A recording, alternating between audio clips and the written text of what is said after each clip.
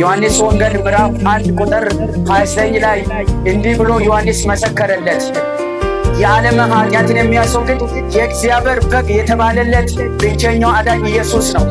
ከሰማይ ወደ ምድር ወይ ወደ ዓለም ኢየሱስ ሲመጣ የሰው ልጅን ከዘላለም ሞት ከዘላለም ፍርድ ለማዳን ነው የመጣው።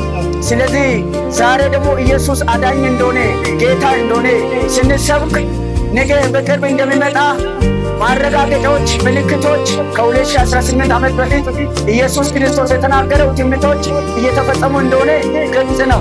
ስለዚህ እንደ ትላንትና ነገ ሲመጣ ለመሰቀል ለመገረፍ እንደ ትላንትናው መራራ ጽዋ ለመውሰድ አይመጣ። በእርሱ ያመኑትን ዘላለም ሕይወት ሊሰጥ ይመጣል።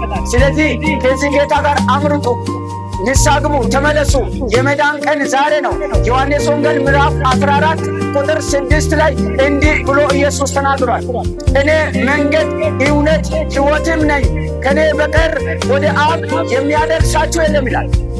አየ ወደ አብ መድረስ የምትችሉት፣ ወደ ዘላለም ሕይወትን ማግኘት የምትችሉት፣ ወደ መንግሥተ ሰማያት መግባት የምትችሉት በልጁ በኢየሱስ ክርስቶስ በማመን ነው። መግቢያው በሩ ኢየሱስ ነው። በሌላ በማንም ወይ በማመን ሌላውን በመከተል ሌላው ከኢየሱስ ውጪ አዳኝ ነው ብለህ በማመን ዘላለም ሕይወት ማግኘት እንደማትችል አረጋግጦ መጽሐፍ ቅዱስ ይናገራል። ስለዚህ ኢየሱስ እኔ መንገድ ካለ ከኢየሱስ ውጪ ሌላው ወደ ገደል እንደሚመራ ነው ማለት ነው። እኔ እውነት ነኝ ብሎ ኢየሱስ ከመሰከረ ሌላው ውሸት ነው ማለት ነው። እኔ ሕይወት ነኝ ካለ